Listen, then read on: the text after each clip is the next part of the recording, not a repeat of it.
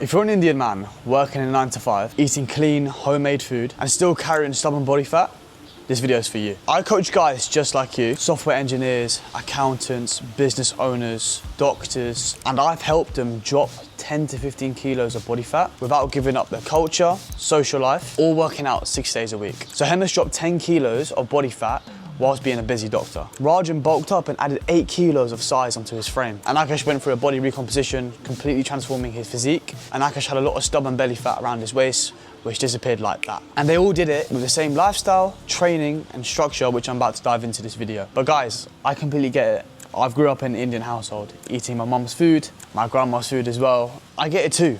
I'm Indian myself. I grew up on roti, rice, dal, curry, shak, you name it. And being brought up in that environment, I thought it was healthy. But the biggest issue I struggled with was being extremely skinny, low energy, zero confidence. And I genuinely blamed my genetics instead of looking internally. Everything changed once I learned how to train smart, eat good, and still enjoy my culture, just with better control. And now I help South Asian men to do the exact same as me. When it comes to nutrition, a lot of Indian food or South Asian food has dead calories, no nutritional value, lots of just shit that doesn't add value to our body. There's too many carbs in the South Asian diet. A lot of rice, a lot of dal, but the main thing is, it's not enough protein. Of course, if there's not enough protein, you're not gonna feel fuller for longer, and that leads to snacking on chai, biscuits, and all that bad shit. The thing about the South Asian diet as well is the fact that our foods are full of flavor. It's understanding how you can keep it with flavor and still enjoy it at the same time. The thing about Indian food as well, it has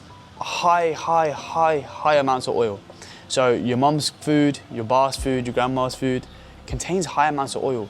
Paratha, roti, all this stuff adds up. If you look at your plate, you should have more protein, carbs, and a decent amount of fats. But the thing about the South Asian diet, it has zero to no protein.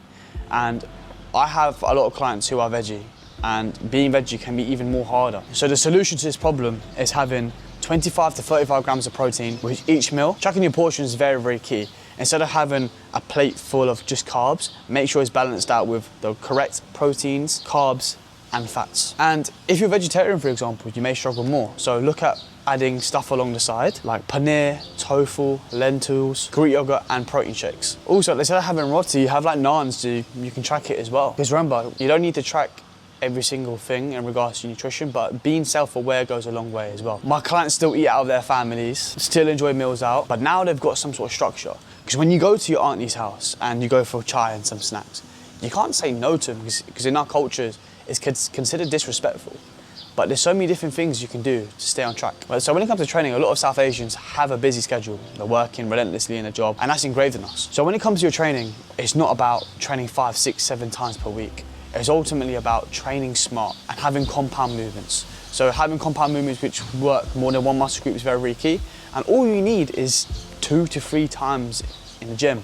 So what I recommend is 3 full body workouts. You can even do an upper, lower, full body. Ultimately, what you need to understand is what is it you're missing out on and what is it you ultimately want to work on, and does it even fit in your schedule? So let me just give you a little training split now. So you can do upper, lower, full body. Keeping workouts under 45 minutes, prioritizing strength with no fluff. Let's be real, your body isn't just made in the gym. For you to achieve this result, it comes down to decent training, decent nutrition, but ultimately your lifestyle. Are you sleeping 5 hours a day and wondering if you're tired or not? Are you stuck on screens all day and overstimulating your mind? Are you holding back from emotions, stress eating and not talking to anyone? That's why with our type of coaching, we consider lifestyle and mindset too, because that's where consistency comes from. Like for example, Hemish was working relentless hours and he was draining himself and really struggled to manage stress, which caused him to be like that. You can't build a new body with the same old mindset. So if you're watching this video and you're thinking, this is me, don't wait for another year. I've helped over 500 people transform their lives and become the best version of themselves. Drop belly fat, build lean muscle, balance culture, career, and their confidence. And if you're in the same boat as all the guys here, and if you want to transform your physique, hit the link below, book yourself in for a consultation, and let's have a little conversation on how we can move from A to B.